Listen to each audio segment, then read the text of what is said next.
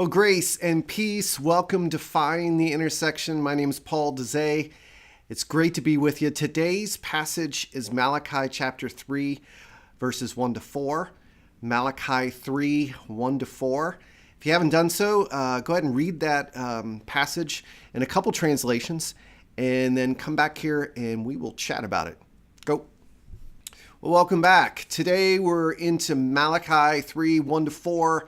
Malachi 3, 1 to 4. The context of this particular book, and specifically this passage. So Malachi is a prophet. He's the last prophet in the Old Testament, last book in the Old Testament. This is around 400 years before Jesus, and he is prophesying against God's people, specifically the temple, in the corruption of the day. The last verse in chapter 2 speaks about where is the God of justice. So there is this need for justice within the community of God.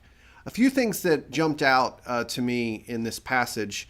The first one is this, messenger. Malachi says, my messenger is coming to prepare the way.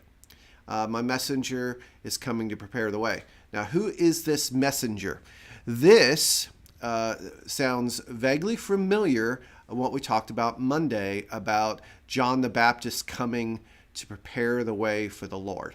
And Jesus refers to this passage as John the Baptist fulfilling it. Now, others have used this passage to talk about Jesus coming, and that's also correct. But specifically in the second week of Advent, we're talking about John the Baptist being predicted here as the messenger who will prepare the way.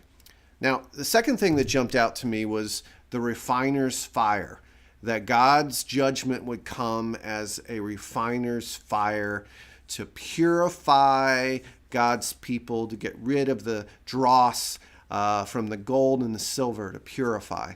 Now, it's interesting when you hear fire within the Bible, most of the time when I hear church people talking about fire, we think of destruction. But here is an example of fire being purifying.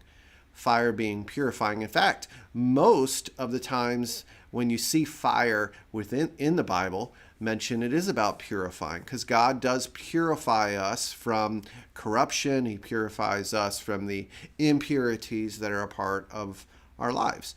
And so that purification, who can stand? Who can endure the coming? So there is this sense of it will be difficult to endure the purification, but we need it. We need to be purified. And I know I need to be purified. Do you need to be purified? We need to be purified from impurities that are in our life. And he also talks about soap cleansing us. And so that's a needed thing so that our offerings would be acceptable to God. So when I look into my life, I see things that aren't the way they're supposed to be. And so if I'm honest with God and I'm honest with you, I need purification.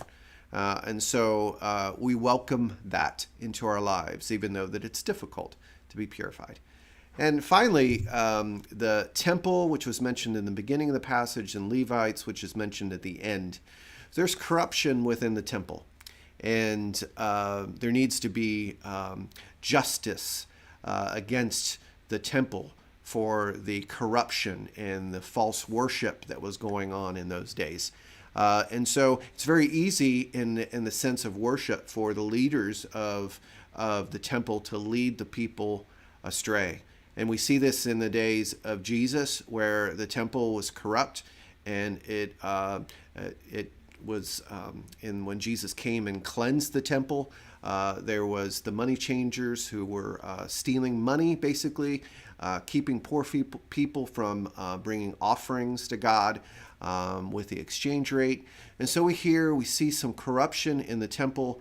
And so when God comes as the purifying fire, as the refining fire, he is going to cleanse the temple and the priests, the Levites that are there. So those are some things that jumped out to me. And when I read the passage, I allow the passage to speak to me.